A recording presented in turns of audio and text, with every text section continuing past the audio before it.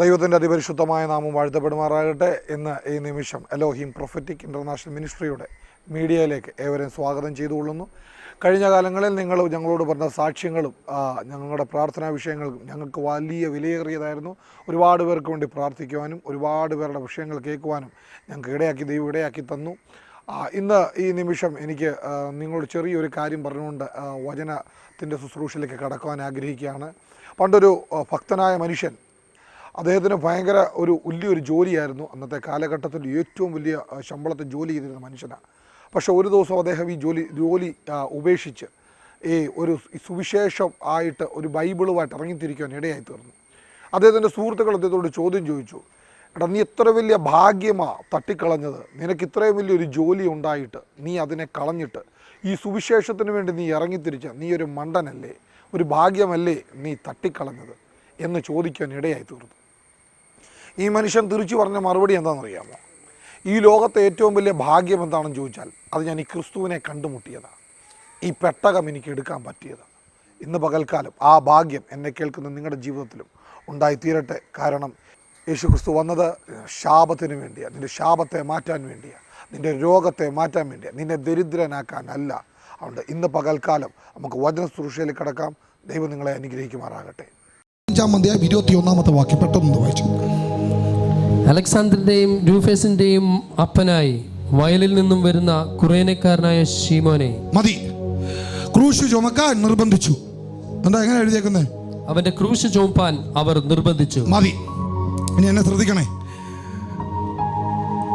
അലക്സാണ്ടറിന്റെ രൂഫോസിന്റെ അപ്പനായി വയലിൽ നിന്ന് വരുന്ന കുറേനക്കാരനായ ശീമോൻ അവൻ എന്ന് പറഞ്ഞ യേശുവിൻ്റെ ക്രൂശീകരണത്തിൻ്റെ സമയമാണ് നടന്നു പോയിക്കൊണ്ടിരിക്കുന്നത്. ഈ ശീമോനിൻ്റെ പ്രത്യേകത ബൈബിളിൽ അവിടെ മുതലാണ്. ശീമോൻ എന്ന് പറഞ്ഞാൽ ഈ അലക്സാണ്ടറിൻ്റെ രൂഫസിൻ്റെ അപ്പൻ ആരാന്ന് അറിയാൻ മേലാതെ എന്ന് വെച്ചാൽ ഇതാരാന്ന് ആർക്കും അറിയത്തില്ല. അലക്സാണ്ടർ ആരാന്നോ രൂഫസ് ആരാന്നോ ആർക്കും അറിയത്തില്ല. വയലിൽ നിന്നൊരുത്തൻ കയറി വരികയാണ്. അയാളുടെ പേര് ശീമോൻ എന്നാണ്. ഇദ്ദേഹത്തെക്കുറിച്ച് ചരിത്ര താളുകളോ കാര്യങ്ങളോ ഒന്നും എഴുതിയിട്ടില്ല. ഇദ്ദേഹം ആരാണെന്ന് അറിയത്തില്ല. ഇദ്ദേഹം വയലിൽ നിന്ന് കയറി വരിക എന്ന് പറഞ്ഞാൽ ഈ യേശുക്രിസ്തുവിൻ്റെ ക്രൂശീകരണ സമയമാണ്.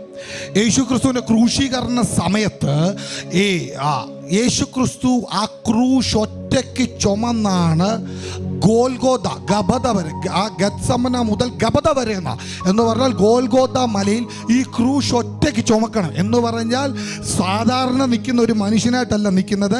അടികൊണ്ട് ഇടികൊണ്ട് രക്തത്താൽ വാർന്നൊലിച്ച് ദേഹം മുഴുവൻ വലിഞ്ഞ് കീറി ആകെ തലയിൽ എന്ന് വെച്ചാൽ മുള്ളുകൊണ്ടുണ്ടാക്കിയ ഒരു കിരീടം വെച്ച് ഈ കണ്ണ് കാണാത്തൊരവസ്ഥയിൽ ഈ മനുഷ്യൻ നടന്നു പോവുക. എന്ന് പറഞ്ഞാൽ ഇദ്ദേഹം നടന്നു പോകുമ്പോൾ റോഡ് നിറയെ ചോരയാ. ഈ ചോര കൊണ്ട് നിൽക്കുന്നു. ഒരു സൈഡിൽ ചില ആൾക്കാർ പറയുന്നു യേശുവെ എന്ന് വിളിക്കുന്നു, മറ്റു സൈഡിൽ കള്ളനെന്ന് വിളിക്കുന്നു. അങ്ങനെ രണ്ടുപേരെ നടുക്കൂടെ ഈ ക്രൂശ് ഒറ്റയ്ക്ക് തോളത്തേക്ക് എടുത്ത് വെക്കും. എന്ന് വെച്ചാൽ ഈ ക്രൂശ് എടുക്കും, ഇവൻ വീഴും, വീണ്ടും എടുക്കും, വീണ്ടും വീഴും. അങ്ങനെ വീണ് വീണ് വീണ് വീണു. അവനോട് അവൻ്റെ ദേഹം മുഴുവൻ ഉഴവ് ചാല് പോലെ കീറിയിരിക്കുക. ഉഴവ് ചാല് പോലെ കീറി, കണ്ടാൽ ആളാരാന്നറിയത്തില്ല. ആകെ തകർന്ന് തരിപ്പണമായി തകർക്കപ്പെട്ട റോഡ് വീതികളിൽ കൂടി നടന്നു വന്നുകൊണ്ടിരിക്കുന്ന 33.5 തിരുവയസ്സുള്ള ഒരു ചെറുപ്പക്കാരൻ തൻ്റെ അമ്മയുടെ സഹോദരങ്ങളുടെ ശിഷ്യന്മാരുടെ മുന്നേ കൂടെ നടന്നു വന്നുകൊണ്ടിരിക്കുമ്പോൾ ആ കാലഘട്ടത്തിൽ പെസഹ നടക്കുന്ന കാലഘട്ടമാണ്. പെസഹ നടക്കുന്ന കാലഘട്ടത്തിൻ്റെ പ്രത്യേകത വെച്ചാൽ അവിടെ ആ സമയത്ത് മാത്രമേ ഈ യഹൂദന്മാരുടെ അടുക്കൽ മറ്റുള്ള ജാതികൾക്ക് ചെന്നിച്ച് യാഗം കഴിക്കാൻ അല്ലെ പ്രാർത്ഥന കഴിക്കാൻ പറ്റത്തുള്ളൂ. ഈ ശീമോൻ എന്ന് പറയുന്ന കുറേനക്കാരന്, കുറേന എന്ന് പറയുന്നാൽ ആഫ്രിക്കയുടെ ലിബിയയുടെ പ്രദേശത്ത് കിടക്കുന്ന ആളാണ്. ഈ ആൾ അതുവഴി നടന്നു വരുമ്പോൾ കണ്ട 7 നീളവും കാര്യങ്ങളും ഉണ്ട്. ഇവൻ നടന്നു വരും. യഹൂദനോട് ഈ ക്രൂശ് ചുമക്കാൻ പറഞ്ഞാൽ അവൻ പറയും എനിക്ക് പറ്റത്തില്ല, എന്നെ കൊണ്ട് പറ്റത്തില്ല. പക്ഷേ ഇവൻ വന്നപ്പോൾ ഇവനോട് റോമാ സൈന്യം പറഞ്ഞു ക്രൂശ് എടുത്ത് ചുമക്കാൻ പറഞ്ഞു. അവൻ എന്ത് ചെയ്യുന്നറിയാമോ? അതിൻ്റെ ഒരു ക്രൂശ് ഈ മനുഷ്യനെ കണ്ടിട്ട് തൻ്റെ ഹൃദയം അലിഞ്ഞിട്ട് ആ ക്രൂശ് എടുത്ത് ഒരു സൈഡിലേക്ക് വെക്കുവാൻ ഇടയായി വന്നു. ഇനി ഞാൻ വിഷയത്തിലേക്ക് കടക്കുക. ഇനി ഞാൻ ഈ ശീമോൻ്റെ അടുക്ക് ചെല്ലുക, ഈ ചരിത്രത്തിലേക്ക് ചെല്ലുക. എന്താ ശീമോനെ നീ ഈ ക്രൂശ് ചുമക്കാൻ കാരണം എന്താ? നീ ആരാ? എൻ്റെ കർത്താവേ, ഈ ശീമോൻ ആരാ? എത്രയോ പേരവിടെ ഉണ്ടായിരുന്നു. ഈ ക്രൂശ് ചുമക്കാൻ ഇവനെ എന്തിനാ വിളിച്ചത്? വേറെ ആളുകൾ ഒരുപാട് പേരുണ്ടായിരുന്നല്ലോ, പിന്നെ എന്തിനാ കർത്താവേ ഇവനെ വിളിച്ചത്? ഇനി കർത്താവിൻ്റെ മറുപടിയിലേക്ക് ചെല്ലുക. ഇതറിയണമെന്നുണ്ടെങ്കിൽ നീ ഉൽപ്പത്തി പുസ്തകത്തിൽ ചെല്ലണം. ഉൽപ്പത്തി പുസ്തകത്തിൽ സർവ്വചരാചരങ്ങളെ കർത്താവ് സൃഷ്ടിക്കുന്നു. ആകാശത്തെ സൃഷ്ടിക്കുന്നു, മണ്ണിനെ സൃഷ്ടിക്കുന്നു, സകലത്തിനെ സൃഷ്ടിച്ചതിനു ശേഷം മനുഷ്യൻ ഒരുപോലെ കൊള്ളരുതാത്തവരായി തീർന്നു. മനുഷ്യൻ കൊള്ളരുതാത്തായിരിക്കുന്ന കാലഘട്ടത്തിൽ ദൈവം ആകാശത്തു നിന്ന് താഴേക്ക് നോക്കിയപ്പോൾ അവിടെ ദൈവത്തിന് ഒരുത്തനോട് കൃപ തോന്നി. ആ കൃപയുടെ പ്രത്യേകത എന്ന് ചോദിച്ചാൽ, മുമ്പ് പറഞ്ഞതുപോലെ നീ ദൈവവുമായിട്ടൊരു ബന്ധമുണ്ടോ, നിന്റെ മേൽ കൃപ വ്യാപരിച്ചിരിക്കും. നിന്നെ തള്ളിയിട്ടവന്റെ മുന്നിൽ ഇന്ന് നീ കേറി നിൽക്കാനായിട്ട് പോവാ. ഹല്ലേലൂയ. ഭൂമിയിലേക്ക് നോക്കി ശീലയാറ്റി ഒറ്റയൊരുത്തിനും കൊള്ളത്തില്ല, എല്ലാം തരിപ്പണവാ. ഉണ്ടായ കൃപ വന്നപ്പോൾ ആദ്യം സംഭവിച്ച പെട്ടകത്തെ നീ അങ്ങ് പണി, നേരെ പെട്ടകത്തെ അങ്ങ് പണിതു. പെട്ടകത്തെ വീണ കൃപ ഒരുത്തന്റെ മേലാ. വീണത് എത്ര പേരെ മേലാ? ഒരുത്തന്റെ വേല. പക്ഷെ ഒരു കാര്യമുണ്ട്, പെട്ടകത്തിൽ കേറിയത് 8 പേരാ. ഹല്ലേലൂയ. വീണ് കിടക്കുന്ന മനുഷ്യനെ മൊത്തം ദൈവം പ്രളയത്താൽ നശിപ്പിക്കാൻ തീരുമാനിച്ചു. പ്രളയം കൊണ്ട് നശീകരണം നടക്കാൻ പോവാ. പക്ഷെ ദൈവത്തിന് കൃപയുണ്ടായത് ഒരുത്തനോടാ, ഒറ്റ ഒരുത്തനോടെ ഉണ്ടായുള്ളൂ. പക്ഷെ ദൈവത്തിന്റെ കാരുണ്യം ഒറ്റ ഒരുത്തനോട് ഉണ്ടായാൽ മതി. നിന്റെ കുടുംബത്തിൽ, നിന്റെ തലമുറയുടെ മൊത്തം എണ്ണത്തിന്, മുഴുവൻ ഓഹോ, യേശുവിന്റെ നാമത്തിൽ കൃപ ഒരുത്തനോട് തോന്നിയാ മതി. 5-6 പേരോട് തോന്നണ്ട. നിന്റെ കുടുംബത്തിൽ നീ ഒറ്റയ്ക്കാണോ ഇവിടെ വന്ന് കയറിയത്? ഓർത്തോ, നിന്റെ കുടുംബം മുഴുവൻ രക്ഷപ്പെടാനുള്ള ഒരു ഹല്ലേലൂയ. ഒറ്റയ്ക്കാ നീ കയറി മതി. നീ ഇപ്പൊ ഇവിടെ ചിന്തിക്കും, എൻ്റെ ഭർത്താവ് കയറിയിട്ടില്ല, എൻ്റെ ഭാര്യ കയറിയിട്ടില്ല, എൻ്റെ കുഞ്ഞുങ്ങൾ കയറിയിട്ടില്ല, ഞാൻ ഒറ്റയ്ക്കാണല്ലോ കർത്താവേ, ഞാൻ ഒറ്റയ്ക്കാണല്ലോ. അവർ നിന്നെ കാണുമ്പോൾ കളിയാക്കും. ഓ, ഇത് പറഞ്ഞപ്പോ വീണ്ടും പെട്ടകം ഉണ്ടാക്കാൻ നേരത്ത് നോഹയെ കണ്ടിട്ട് പറഞ്ഞു, ഓ ഇവന് ഭ്രാന്ത, ഇവന് വട്ട, ഇവന് വേറെ പണിയില്ല, ഏത് പ്രളയം എന്തുവാ ഒന്നും ഉണ്ടാകത്തില്ലെന്ന് വെല്ലുവിളിച്ചപ്പോ നോഹയ്ക്ക് പറയാനുള്ളത്, എൻ്റെ മേൽ കൃപ വന്നിട്ടുണ്ടെങ്കിൽ ഞാനും എൻ്റെ കുടുംബവും ഞങ്ങൾ നശിക്കത്തില്ല. വേഗത്തിൽ പോവാ, സമയം കടന്നു പോവാ, വേഗത്തിൽ. ഒറ്റയ്ക്കല്ലേ വന്നത്, പക്ഷെ പേടിക്കണ്ട, വന്ന് കേറിയത് കൊണ്ട് തലമുറ മൊത്തം ഇങ്ങി പോരും, മുഴുവൻ തലമുറയും പോരും. ദൈവിക സിസ്റ്റം അങ്ങനെയാ.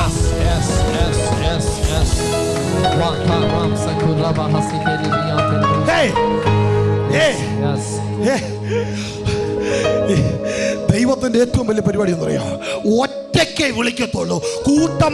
കൂട്ടത്തിൽ പാട്ടും വെള്ളത്തിൽ പൂട്ടും ദൈവത്തിനില്ല. നിന്നെ ഒറ്റയ്ക്ക് വിളിച്ചെങ്കിൽ നിന്റെ 1000 തലമുറ ഒരുമിച്ച് രക്ഷപ്പെടുത്താൻ.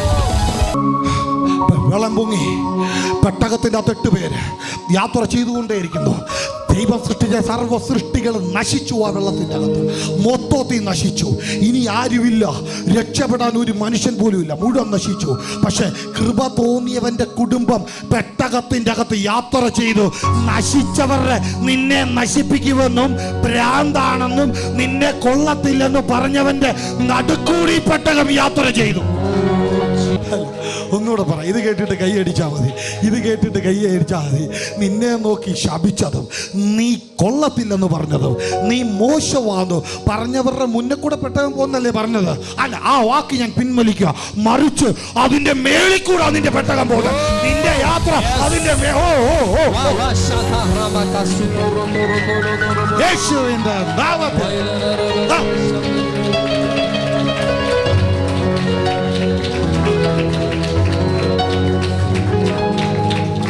തലേ കൈവച്ച് പറ, ഞാൻ യേശു എന്ന പെട്ടകത്തിലാണ് പറ. ഹല്ലേലൂയ. ഇത് കഴിഞ്ഞു, വെള്ളമിറങ്ങി ആറാറാത്ത് പർവ്വതത്തിൽ പെട്ടകം. പറയാൻ പോയി കഴിഞ്ഞാൽ ഈ പ്രസംഗം ഇവിടെ തീരത്തില്ല. ആറാറാത്ത് പർവ്വതത്തിൻ്റെ മണ്ടയ്ക്ക് പെട്ടകം ചെന്ന് ഉറച്ചു. ഉറച്ചതിന് ശേഷം നോഹ ഇറങ്ങി വന്നു. ആദ്യം ചെയ്തത് എന്താണെന്നറിയാമോ? ഒരുപാട് കൃഷികൾ കടന്നെടുത്ത് ഇതൊന്നും ചെയ്യാതെ ഇദ്ദേഹം പോയിട്ട് ഒരു മുന്തിരിത്തോട്ടം നട്ടു. മുന്തിരിത്തോട്ടം നട്ടതിന് ശേഷം നേരെ മദ്യപിച്ച് ഡ്രസ്സില്ലാതെ അവിടെ കിടന്നു. ഈ കിടന്ന കിടപ്പ്, മുന്തിരിത്തോട്ടം, വേണ്ടാത്ത കാര്യത്തിൽ ചെയ്യരുത്. ദൈവം നിന്നോട് അത് ചെയ്യരുതെന്ന് പറഞ്ഞിട്ടുണ്ടെങ്കിൽ നീ അത് ചെയ്യരുത്. ദൈവം നിന്നോട് അത് ചെയ്യണമെന്ന് പറഞ്ഞിട്ടുണ്ടെങ്കിൽ നീ അത് ചെയ്യാവൂ. Hallelujah, hallelujah. നേരെ കൊണ്ട് ഇറങ്ങിയേച്ചു, മദ്യപിച്ചു, മുന്തിരിത്തോട്ടം ഉണ്ടാക്കി മദ്യപിച്ചിട്ട് അവിടെ കിടന്നു. പച്ചമലയാള ഡ്രസ്സൊന്നുമില്ല. രണ്ടാമത്തെ പുത്രൻ ഹാം ഇത് വന്ന് കണ്ടു. അപ്പൻ്റെ നഗ്നത വിളിച്ചറിയിച്ചു. അപ്പൻ്റെ നഗ്നത വിളിച്ചറിയിച്ചപ്പോൾ നോഹ എന്ത് ചെയ്യുന്നറിയാമോ? മകനെ നോക്കി ശപിച്ചു. മക്കളെ നോക്കി, കുടുംബത്തെ നോക്കി, നിന്നെ നോക്കി ആരെങ്കിലും ശപിച്ചിട്ടുണ്ടെങ്കിൽ തലേ കൈ വെച്ചിട്ടുള്ള യേശുവിന്റെ നാമത്തിൽ ആ ശാപം മാറട്ടെ എന്ന് പറ.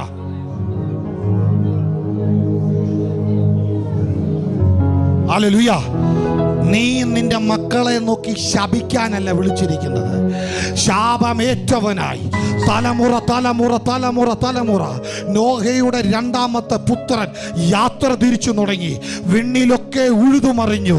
നേരെ ചെന്നുപെട്ടത് ആഫ്രിക്കയിൽ. ആഫ്രിക്ക എന്ന് പറയുന്ന രാജ്യത്ത് അടിമകളെ പോലെ ജീവിച്ചു. അടിമകളെ പോലെ ജീവിച്ചിട്ട് ഇവന്റെ ശാപത്തെ പൊട്ടിക്കാൻ ആരെ കൊണ്ട് കഴിയത്തില്ല. ഇവൻ ശപിക്കപ്പെട്ടവനായി എക്കാലം കഴിയുമ്പോഴാണ് എന്റെ കർത്താവ് യെരൂശലേം തെരുവീഥികളിൽ കൂടി ഈ ക്രൂശും ചുമന്ന് യാത്ര ചെയ്തു വരുന്നത്. ഈ ക്രൂശ് ചുമന്ന്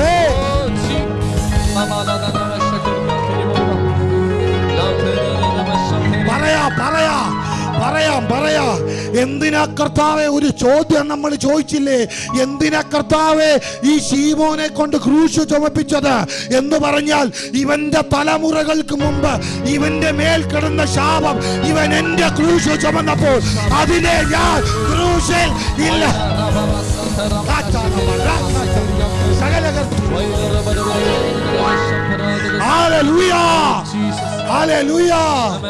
ഇന്നലെ വരെ ശപിക്കപ്പെട്ടവനായിട്ടാണ് നടന്നത്.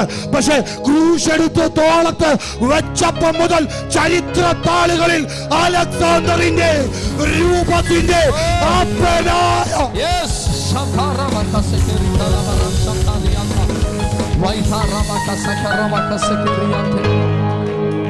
എളുപ്പത്തിൽ പറയാ.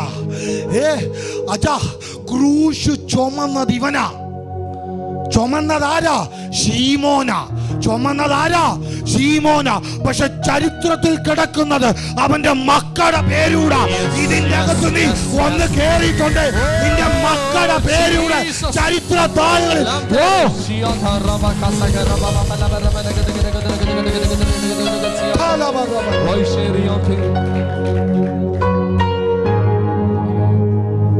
Hallelujah, hallelujah. ക്രൂശ് ചുമക്കുന്നത് വ്യർത്ഥമല്ല. നിന്നെ ഇവിടെ വിളിച്ച് കയറ്റിയത് വ്യർത്ഥമല്ല. നിന്നെ എന്തിനാ ഇവിടെ വിളിച്ച് കയറ്റിയെന്നറിയാമോ? യേശുവിന്റെ പാപം സകലോ, യേശുവിന്റെ രക്തം സകല പാപോ പോക്കി നിന്നെ ശുദ്ധീകരിക്കുന്നു. ആ ക്രൂശ് വഴി വീണ ആ രക്തമുണ്ടല്ലോ, എപ്പോൾ ഈ ശീമോന്റെ മേൽ വന്നു തൊട്ടോ ആ സ്പോട്ട് മുതൽ നീ ഇനി അടിമയല്ല. നീ അടിമയല്ല. നീ എന്റെയാ. നീ ശാപഗ്രസ്തനല്ല. നീ ഒരു പ്രാർത്ഥി കൂട്ടത്തിൽ വന്ന് കേറിയത് കൊണ്ട്, യേശുവിനെ സ്വന്തം രക്ഷിതാവായി സ്വീകരിച്ചത് കൊണ്ട്, നീ ജലസ്നാനം ചെയ്തിട്ടുണ്ടെങ്കിൽ ഓർത്തോ, നീ ഇനി ശാപഗ്രസ്തനല്ല. നീ ഇനി അടിമയല്ല. ഒരാടെ ബൈബിളിലെ വേറൊരു കാര്യം കൂടെ പറയാം. അതുകൂടെ പറഞ്ഞിട്ട് ഒന്ന് രണ്ട് പേർക്ക് വേണ്ടി ഇന്ന് പ്രാർത്ഥിക്കും. ഒരിക്കൽ ദാവീദ് രാജാവ് പെട്ടകവുമായിട്ട് പോവാ. പെട്ടകവുമായിട്ട് ഇങ്ങനെ യാത്ര ചെയ്യുക. പെട്ടകം അന്നത്തെ കാലത്ത്, ഇന്ന് നമ്മുടെ ഇരിക്കുന്ന പെട്ടകം നമ്മുടെ ബൈബിളാണ്. അന്നത്തെ കാലത്ത് പെട്ടകം എന്ന് പറഞ്ഞാൽ ഒരു പ്രത്യേക രീതിയിൽ ഉണ്ടാക്കിയെടുത്ത ഒരു സാധനമാണ്. ഈ പെട്ടകവുമായിട്ട് ദാവീദ് രാജാവ് യാത്ര ചെയ്തുകൊണ്ടിരിക്കുമ്പോൾ ഫ്രണ്ടിൽ ഉസ്സ എന്ന് പറയുന്ന ആളുണ്ട്, വേറെ ഒരുപാട് പേരുണ്ട്. ഈ കാളവണ്ടിയിൽ ഇത് കൊണ്ടുവന്നു. ഇന്നത്തെ പോലെ ഹൈടെക് വാഹനങ്ങളൊന്നുമില്ല, JCBയോ അങ്ങനെയുള്ള മിഷനറികളൊന്നുമില്ല. ഇത് പറയുമ്പോൾ മുള്ളിച്ചേട്ടന് ഭയങ്കര സന്തോഷം തോന്നും. കാരണം പുള്ളി ഈ യഹോശാഫാത്തിൻ്റെ ദാവീദിൻ്റെ സ്വന്തം ആളാണ്. അതുകൊണ്ട് പുള്ളിക്ക് ഇതൊക്കെ കേൾക്കുമ്പോൾ ഭയങ്കര സന്തോഷമാണെന്ന് എനിക്കറിയാം. ഇങ്ങനെ സഞ്ചരിച്ചുകൊണ്ടിരിക്കുമ്പോൾ ഇവിടുത്തെ ഞങ്ങളുടെ സൗരന്മാരുടെ സിസ്റ്റം ഒന്ന് വേറെയാണ്. ഞങ്ങൾ അങ്ങോട്ടും ഇങ്ങോട്ടും ഭയങ്കര രസമാണെന്നേ. എന്നറിയാം, ഒരു കാലഘട്ടത്തിൽ ഞങ്ങളൊക്കെ ഈ ഭൂമിക്ക് മേളിൽ ജീവനോട് ഇരിക്കേണ്ടതല്ല, ഇത്ര വലിയ സ്വാതന്ത്ര്യം ഞങ്ങൾക്ക് തന്നപ്പോൾ ഞങ്ങളങ്ങ് പൊളിക്കുക.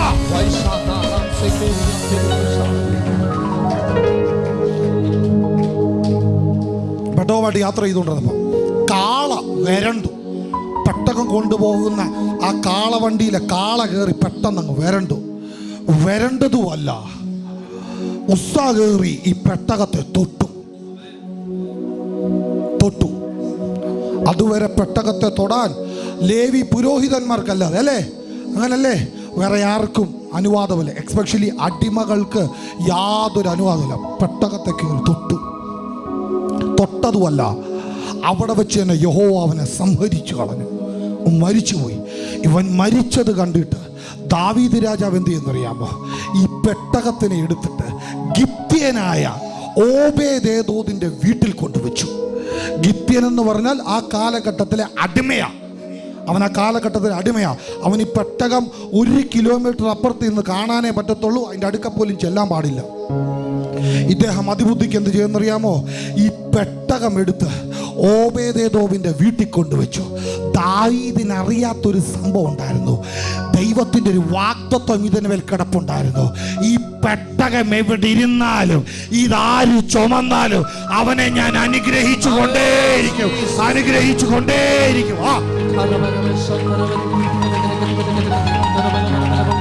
ഹല്ലേലൂയ.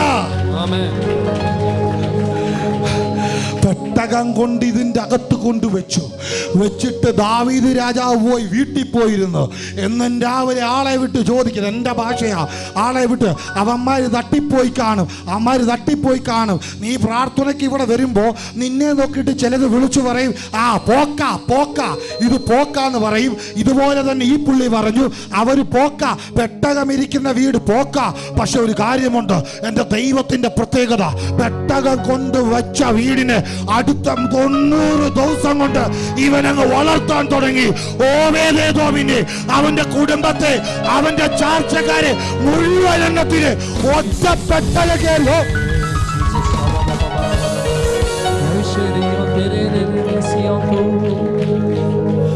കൊണ്ടുവച്ചത് മുടിക്കാനായിട്ടാ. പക്ഷെ പെട്ടകത്തിന്റെ പ്രത്യേകത, മുടിച്ചു ശീലമില്ല, മറിച്ച് അനുഗ്രഹിച്ച ശീലമുള്ളത്.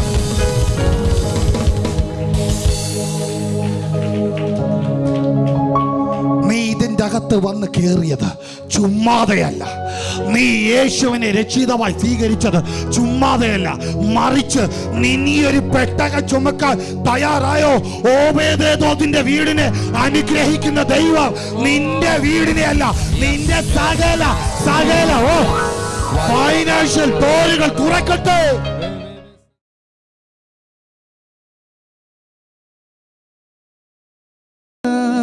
സിസ്റ്റർ നമ്മുടെ സഭയിലെ വിശ്വാസിയാണ്. കഴിഞ്ഞ ദിവസം എന്നെ വിളിച്ചു പറയാൻ ഇട വന്ന മകനെ കാണുന്നില്ലതല്ലേ? എങ്ങനെ പറഞ്ഞേ? ഞാൻ പറഞ്ഞു, മോനെ വിളിച്ചിട്ടൊന്ന് അവൻ ഫോൺ സ്വിച്ച് ഓഫ് ചെയ്തിട്ടൊക്കെ കിട്ടുന്നില്ലെന്ന് പറഞ്ഞു. ഞാനിങ്ങനെ പാസ്റ്റർമാരെ വിളിച്ച് പറഞ്ഞായിരുന്നു. ഞാനും പ്രാർത്ഥിച്ചു, കർത്താവേ നാളെ രാവിലെ 10 മണിക്ക് മുമ്പായിട്ട് അവനെ ഇവിടെ കൊണ്ട് എത്തിക്കണമെന്ന് ഞാനിങ്ങനെ രാത്രിയിലും പകലും എല്ലാം പ്രാർത്ഥിച്ചു. ഭർത്താവും അതെന്നെ പ്രാർത്ഥിച്ചു. അതുകൂടാതെ തന്നെ ഞാൻ ദേവദാസന്മാരെ 2 പേരെ വിളിച്ച് പറഞ്ഞു. ഞാൻ രാവിലെ 8 മണിക്ക് മുൻപായിട്ട് അവൻ എൻ്റെ വീട്ടിൽ വന്നു. എളുപ്പത്തിൽ ഞാനങ്ങ് പറയാം. നാളുകളായിട്ട് മകനെ കാണുന്നില്ല. മകനെ കാണാതാകെ വിഷമിച്ച് നിൽക്കുകയാണ്. ഒരു മാതാവാണ്, ഇളയ മകനെ വളരെ വിഷമത്തോടായിരുന്നു. എന്നെ വിളിച്ചേച്ച് പറഞ്ഞു, അദ്ദേഹം പ്രാർത്ഥനയിലായിരുന്നു. എന്നെ വിളിച്ചു പറഞ്ഞു, പാസ്റ്ററെ കാണുന്നില്ലതല്ലേ? കാണുന്നില്ല, മകനെ കാണുന്നില്ല. എന്താണെന്നറിയത്തില്ല, ഒരു വിവരമില്ല, എവിടെ പോയെന്നറിയത്തില്ല. പ്രാർത്ഥനയോട് ഞങ്ങൾ വിളിച്ചു പറഞ്ഞു. എന്നിട്ട് ഞാൻ റിനോയ് പാഷയെ വിളിച്ചു പറഞ്ഞു, പക്ഷേ അവരുടെ മകൻ കാണുന്നില്ലെന്ന് പറഞ്ഞു. പക്ഷെങ്കിൽ കർത്താവിനോട് പറയുന്നെന്ന് പറഞ്ഞു, ഈ അടുത്ത ദിവസം തന്നെ അവൻ്റെ ശബ്ദം കേൾക്കുമെന്ന് പറയാൻ പറഞ്ഞു. രാവിലെ പുള്ളിക്കാരി വെച്ചിരുന്ന സമയം 10 മണിയാണ്. നമ്മൾ ദൈവത്തിനോട് ഡിക്ലെയർ ചെയ്തിരുന്നത് നാളെ എന്നൊരു സമയമാണ്. രാവിലെ 8 മണിയായപ്പോൾ മകൻ വീട്ടിൽ വന്നു. ഹല്ലേലൂയ. ഒരു ദിവസം എന്നെ വിളിച്ചു പറയാൻ ഇട വന്നു, ഭർത്താവ് ചോര ഛർദ്ദിക്കുന്നില്ലേ? അങ്ങനെ ചോര ഛർദ്ദിക്കുക, പ്രാർത്ഥിക്കാമെന്ന് പറഞ്ഞു. വണ്ടാനം മെഡിക്കൽ കോളേജിൽ ചെന്നു. അവിടെ കിടക്കുമ്പോൾ ഞങ്ങൾ ഇവിടുന്ന് പോയി. ഇത് പോയെന്ന് പറയാൻ കാരണമുണ്ട്. വണ്ടാനമല്ല, തിരുവനന്തപുരമല്ല, ഹൈദരാബാദിൽ കിടന്നാലും ഞങ്ങൾ കാണാൻ വന്നിരിക്കും. ഞങ്ങളുടെ ശീലം അങ്ങനെ, വഴിക്കിട്ടേച്ച് പോകുന്ന ആൾക്കാരല്ല. അതുകൊണ്ട് ഞങ്ങൾ കാണാൻ വരും. ഞങ്ങൾ അവിടെ ചെന്നപ്പോൾ ഞങ്ങൾ കണ്ട കാഴ്ച, വേണു ബ്രദർ അല്ലേ, അവിടെ കിടക്കുന്നു. സിസ്റ്റർ വളരെ വിഷമിച്ച് കരഞ്ഞുകൊണ്ടിരിക്കുന്നു. എൻ്റെ അപ്പുറത്തൊരു വ്യക്തി കിടക്കുന്നു. ഞാൻ വയറ്റിൽ കൈവച്ച് പ്രാർത്ഥിച്ചു. ചോര വരുന്നതിൻ്റെ കാരണം എന്താണെന്ന് അറിയത്തില്ല. ഞാൻ കണ്ട കാഴ്ച ബ്ലേഡിന് മുറിച്ച് കളഞ്ഞ പോലെ, വാക്കത്തിക്ക് മുറിച്ച് കളഞ്ഞ പോലെ 2 വാൽവ് അല്ലേ, 2 വാൽവ് മുറിച്ച് കളഞ്ഞായിട്ട് പരിശുദ്ധാത്മാവിനെ കാണിച്ചു. ഞാൻ അപ്പം തന്നെ പറഞ്ഞു, പ്രാർത്ഥിച്ചിട്ട് പറഞ്ഞു, ഈ ജീവൻ ഒരിക്കലും നഷ്ടപ്പെടത്തില്ലെന്ന് പറഞ്ഞു. മരിച്ചു പോകേണ്ട ആളാണ്. ഡോക്ടർ അതിന് ശേഷം എന്തോ പറഞ്ഞത്, ഇപ്പോഴും അറിയത്തില്ല എങ്ങനെ ഇത് സംഭവിച്ചെന്ന്. ഡോക്ടർ ഒന്നുകൂടെ പറഞ്ഞേ. ഡോക്ടറിന് അറിയത്തില്ല, ഇപ്പോഴും അറിയത്തില്ലെന്നാ പറയുന്നത്. ഡോക്ടർമാർക്ക് പോലും അറിയത്തില്ല ഇതെന്തോ സംഭവിച്ചതെന്ന്.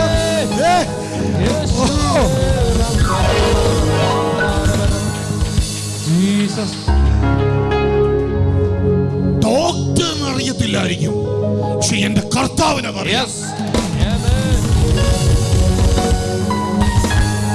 ഹല്ലേലൂയ. ഈ ആന്റി ഇവിടെ വന്നു. ആന്റിയോട് പറഞ്ഞത്, ആന്റിയുടെ മകൻ എവിടാന്ന് അറിയത്തില്ലായിരുന്നല്ലേ? ആയിരുന്നു. ഒറ്റ ചോദ്യമേ ചോദിച്ചുള്ളൂ. പേര് വിളിച്ച് എണീപ്പിച്ചു, നിർത്തി. മകൻ വന്ന് സ്വീകരിക്കുമോ എന്ന് ചോദിച്ചു. എന്നോട് പറഞ്ഞു, എന്തോ എങ്ങനല്ലയോ ചോദിച്ചേ? മകൻ വന്ന സ്വീകരിക്കുമെന്നല്ലേ ചോദിച്ചേ? എന്നോട് പറഞ്ഞു സ്വീകരിക്കാവുന്നു. ഇപ്പൊ മകൻ എന്ത് ചെയ്യും? ഞാൻ വരുമ്പോ കച്ചവടത്തിന് പോയിട്ടുണ്ട്. വീട്ടിൽ വന്നതല്ല സംഭവം. ഇനി അവൻ ഇതിന്റെ അകത്ത് വരാനായിട്ട് പോകും. അതാ ഏറ്റവും വലുത്. വീട്ടിൽ വന്നല്ല, ഇതിന്റെ അകത്ത് വന്നിരിക്കും, നിങ്ങളുടെ കൂടെ ഇരിക്കും. ഇവിടെ വന്നേ പിന്നെ സന്തോഷമാണോ തോന്നുന്നത്, അതോ ദുഃഖമാണോ തോന്നുന്നത്? സമാധാനമുണ്ടെന്ന്. ഈ സമാധാനമുണ്ടെന്ന് പറഞ്ഞാൽ പറയിപ്പിച്ചാണ് യേശു. കാരണം യേശു ഡയറക്റ്റ് പറഞ്ഞൊരു കാര്യമുണ്ട്, ലോകത്ത് നിങ്ങൾക്ക് കഷ്ടമുണ്ടെങ്കിലും ഞാൻ ജയിച്ചിരിക്കുന്നെന്ന് മാത്രമല്ല, എന്റെ സമാധാനം നിങ്ങൾക്ക് തന്നേച്ചു പോകുന്നെന്ന്. അപ്പൊ എന്തോ ഞാൻ സന്തോഷമാണെന്ന് ചോദിച്ചപ്പോ എന്തോ പറഞ്ഞേ? അപ്പൊ യേശു എവിടെ ഉണ്ട്? ഇതിന്റെ അകത്തുണ്ട്. നിന്നോ ജോമോൻ ബ്രദർ ഭയങ്കര സാക്ഷ്യമായത്. ഇത് എനിക്ക് ഞാൻ ചിന്തിക്കുന്നതിന്റെ അങ്ങേപ്പുറത്തെ സാക്ഷ്യമാ. എന്നു ചോദിച്ചാൽ, ഞാൻ ഇവരുടെ വീട്ടിൽ ചെല്ലുമ്പോ ഞാൻ മുരളി ബ്രദർ മുന്നോട്ട് വാ. കാരണം ഇത് കള്ളത്തരമല്ല, ഇത് തെളിയിക്കാൻ വേണ്ടിയാ. ഈ മനുഷ്യനും ഞാനും കൂടാ ഇവിടുന്ന് ചെല്ലുന്നത്. ഈ മനുഷ്യൻ, ഞാൻ ഈ ചർച്ച് തുടങ്ങുമ്പോൾ ഈ മനുഷ്യനാണ് എൻ്റെ കൂടെ കയറുന്നത്. എൻ്റെ കൂടെ ആരുമില്ലായിരുന്നു. ഈ മനുഷ്യൻ എൻ്റെ കൂടെ കയറി നിന്ന് എന്നോട് പറഞ്ഞു, ദൈവദാസനെ ഞാൻ കൂടെ നിൽക്കാം, നമുക്കിത് വളർത്താമെന്ന് പറഞ്ഞു. പരിശുദ്ധാത്മാവും ഈ ദേഹവും പിതാവാ ദൈവവും യേശുവും കൂടെ ഒരുമിച്ച് വന്നപ്പോഴത്തേക്ക് സഭയിൽ ആള് കയറാൻ തുടങ്ങി. ഇന്നിവിടുത്തെ ശക്തനായ ലീഡറാ അദ്ദേഹം. ഇദ്ദേഹം എന്നെ വിളിച്ചുകൊണ്ട് അവിടെ ചെല്ലുമ്പോൾ എന്നോട് പറഞ്ഞൊരു കാര്യം എന്നു ചോദിച്ചാൽ, ഒരു ബ്ലീഡിംഗ് ആണെന്ന് പറഞ്ഞല്ലേ? ബ്ലീഡിംഗ് ഡോക്ടേഴ്സിന്റെ അടുക്കൽ ഒരുപാട് പോയി, മാറുന്നില്ല എന്ന് പറഞ്ഞു. ഒറ്റത്തവണ തലയിൽ കൈവച്ച് പ്രാർത്ഥി. പരിശുദ്ധാത്മാവ് പറയാൻ പറഞ്ഞു, നിന്റെ ബ്ലീഡിംഗ് ഇന്നത്തോടുകൂടി അവസാനിക്കാൻ. ഇപ്പൊ ഉണ്ടോ? ചോദിച്ചേ, ഉണ്ടോ? ഇല്ല. ഇത് ഞങ്ങളാരും ചെയ്തതല്ല, യേശുവ ദൈവദാസനെ. വിദേശ നന്മ കൊണ്ട് നീ തൃപ്തിപ്പെട്ടുകൊണ്ടേയിരിക്കും. നീ ഭയക്കുന്നതിനേക്കാളും കൂടുതൽ ദൈവം നിന്നെ അനുഗ്രഹിക്കാനായിട്ട് പോവാ. ഈ വചനം നിങ്ങൾക്ക് അനുഗ്രഹമായി എന്ന് ഞാൻ വിശ്വസിക്കുന്നു. ഒരു ഷീമോനെ പോലെ ഒരു ഷീമോൻ ഈ വചനം എടുത്തു കഴിഞ്ഞപ്പോൾ അവൻ്റെ തലമുറയാണ് പിന്നീട് അറിയപ്പെട്ടത്. കാരണം ബൈബിളിൽ ഇങ്ങനെ കിടക്കുന്നു, ഷീമോനെ കുറിച്ച് യാതൊരു അറിവുമില്ല, പക്ഷെ ബൈബിളിൽ ഇങ്ങനെ കിടക്കുന്ന അലക്സാണ്ടറിൻ്റെയും രൂഫസിൻ്റെയും അപ്പനായ കുറേനക്കാരനായ ഷീമോൻ പണ്ട് ചെയ്ത ഒരു ശാപത്തെ യേശു ക്രിസ്തുവിൻ്റെ കാലം ക്രൂശ് എടുക്കാൻ അവൻ നിർബന്ധിതനായപ്പോൾ ആ ശാപം അവനിൽ നിന്ന് മാറുവാനിടയായി തീർന്നു. ഇപ്പോൾ അവൻ ശാപത്തിലല്ല, അവൻ സ്വതന്ത്രന. ക്രിസ്തുവേശുവിൽ നാം എല്ലാം സ്വതന്ത്ര. ഒരിക്കലും ശാപത്തിലല്ല, രോഗത്തിലല്ല. കണ്ണുകളടയ്ക്കാം, നമുക്ക് പ്രാർത്ഥിക്കാം. കർത്താവേ, ഞങ്ങൾ ഒരുമിച്ച് പ്രാർത്ഥിക്കുന്നു. എന്നെ ശ്രവിക്കുന്ന ഈ മീഡിയയിലുള്ള സകലമായ ആൾക്കാർക്ക് വേണ്ടി പ്രാർത്ഥിക്കുന്നു. കർത്താവേ, ഇന്ന് പകൽക്കാലം ആരൊക്കെ രോഗത്തിലാണോ, ആരൊക്കെ ശാപത്തിലാണ് കർത്താവേ, അതിന്മേൽ ദൈവത്തിൻ്റെ കരമിറങ്ങുമാറാണ്. യേശുവിൻ്റെ രക്തത്താൽ അതിന്മേലൊരു വിടുതലുണ്ടാകുമാറാണ്. ചരിത്രത്താളുകളിൽ പേരുകൾ രേഖപ്പെടുത്തട്ടെ കർത്താവേ. ചരിത്രത്താളുകളിൽ പേരുകൾ രേഖപ്പെടുത്തുന്നതായി മാറട്ടെ കർത്താവേ. ഇന്ന് പകൽക്കാലം കർത്താവേ, ഞങ്ങൾ പ്രാർത്ഥിക്കുമ്പോൾ ദൈവത്തിൻ്റെ അത്ഭുതകരം ഈ നിമിഷം മുതൽ ഇവരുടെ മേൽ സഞ്ചരിക്കുമാറാണ്. ഇത് പറഞ്ഞുകൊണ്ടിരിക്കുമ്പോൾ തന്നെ കർത്താവിനെ ഷീബ എന്നൊരു പേര് കാണിക്കുന്നു. ഈ ഗർഭപാത്രത്തിലെ യൂട്രസിലെ ഒരു മുഴയുമായി ഭാരപ്പെടുന്ന ഷീബ എന്നു പേരുള്ള ഒരാളിനെ കർത്താവിനെ കാണിക്കുന്നു. കർത്താവിനോട് പറയുന്നു, ഈ വചനം നിന്റെ ഉള്ളിലേക്ക് ചെല്ലുമ്പോൾ തന്നെ ആ മുഴ അവിടെ നിന്ന് മാറുവാൻ ഇടയായി തീരുമെന്ന് എന്നോട് കർത്താവ് പറയാൻ പറയുന്നു. ഞങ്ങൾ ഒരുമിച്ച് പ്രാർത്ഥിക്കുന്നു. അതുപോലെ തന്നെ മനോജ് എന്നു പേരുള്ള ഒരാളിനെ കാണിക്കുന്നു. കർത്താവിനോട് പറയുന്നു, നിന്റെ ജോലി മേഖലയിൽ ദൈവത്തിൻ്റെ അത്ഭുത കരമുണ്ടെന്ന് പറയാൻ പറയുന്നു. കർത്താവ്, ഞാൻ ഈ ജനത്തിന് വേണ്ടി പ്രാർത്ഥിക്കുമ്പോൾ അത്ഭുത വിടുതൽ ഉണ്ടായിക്കുമാറാകട്ടെ. അത്ഭുത വിടുതൽ നടന്നതിനാൽ ഞങ്ങൾ വിശ്വസിക്കുന്നു. അത് വിശ്വസിക്കുന്നതിൻ്റെ അടയാളങ്ങൾ നടക്കുമെങ്കിൽ ഇന്ന് പകൽക്കാലം അടിപ്പിണരാനുള്ള സൗഖ്യത്തെ ഞങ്ങൾ കൽപ്പിച്ചാക്കുന്നു. എല്ലാം കൂടെ തിരുക്കരങ്ങളിൽ ഏൽപ്പിക്കുന്നു യേശുവിൻ്റെ നാമത്തിൽ തന്നെ. അമേൻ, അമേൻ, അമേൻ. നിങ്ങൾക്ക് ഒരു പ്രാർത്ഥനയാണോ ആവശ്യം? ഞങ്ങളുടെ താഴെ കാണുന്ന ഈ പ്രെയർ സെല്ലിൽ നിങ്ങൾ വിളിക്കുക. അതല്ല, നിങ്ങൾക്കൊരു പ്രവചന ശബ്ദമാണ് ആവശ്യം, നിങ്ങൾക്കൊരു വിടുതലാണ് ആവശ്യമെന്നുണ്ടെങ്കിൽ ഞങ്ങളുടെ ചർച്ചിലേക്ക് കടന്നു വരിക. ചർച്ചിൻ്റെ പേര് എലോഹീം പ്രൊഫറ്റിക് ഇൻ്റർനാഷണൽ മിനിസ്ട്രി എന്നാണ്. ഇത് ചെങ്ങന്നൂർ ITA ജംഗ്ഷനിലുള്ള ഹോട്ടൽ വില്ലേജ് ഇൻ ഗാർഡനിൽ നടത്തപ്പെടുന്നതാണ്. നിങ്ങൾ അവിടെ കടന്നു വരിക. ഈ തൊട്ട് താഴെ കാണുന്ന നമ്പറിൽ നിങ്ങൾ വിളിക്കുക. വിദേശത്തുള്ള ആളാണെങ്കിൽ അതിൻ്റെ താഴെ കൊടുത്തിരിക്കുന്ന വാട്സപ്പ് നമ്പറിൽ ഞങ്ങളുമായിട്ട് കോൺടാക്ട് ചെയ്യുക. കർത്താവ് നിങ്ങളെ അനുഗ്രഹിക്കട്ടെ. God bless you.